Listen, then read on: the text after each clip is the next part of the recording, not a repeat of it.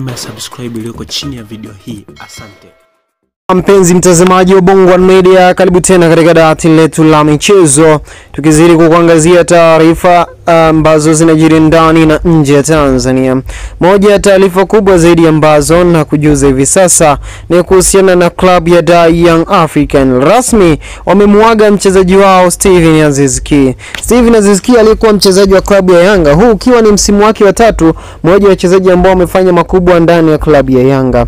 Naweza kusema kwamba nikisema mmoja wa wachezaji ambao wamefanya makubwa ndani ya klabu ya Yanga, Steven Aziz Ki ni mmoja wa wachezaji ambao wametengeneza takwimu kubwa zaidi akiwa ndani ya klabu ya Yanga. Hadi sasa moja ya makombe ambayo ameyatoa ndani ya klabu hiyo ni makombe 9. Amefunga magoli zaidi ya 55.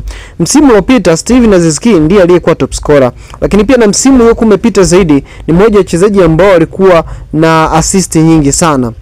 Steven Aziz Ki siku ya leo rasmi klabu ya Young African naweza nikasema wametangaza, yani usiku wa kuamkia leo wametangaza rasmi hawako naye tena, yani hawako naye tena ndani ya kikosi chao, na mchezaji huyu anaondoka ndani ya klabu hiyo. Moja ya jambo kubwa zaidi ambalo watu wengi wanalizungumzia ni zile takwimu ambazo ameziacha ndani ya klabu ya Young African, lakini Steven Aziz Ki alisema kwamba mpaka aondoke Yanga ni pale ambapo atakuwa ametimiza yale malengo makubwa ambayo alikuwa amejiwekea. Kila mmoja anajiuliza ni yapi malengo hayo na je ameyatimiza?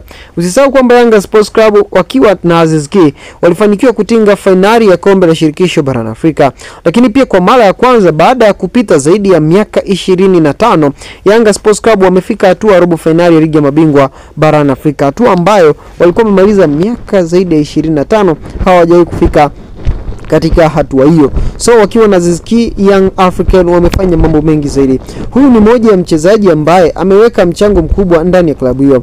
Baada ya ndani ya klabu ya Yanga, unadhani ni nani mwingine ambaye anakuja kureplace nafasi yake? Je, unadhani klabu ya Yanga watamsajili mbadala wake au wanaweza wakatumia waliopo kufanya kile ambacho wamekifanya?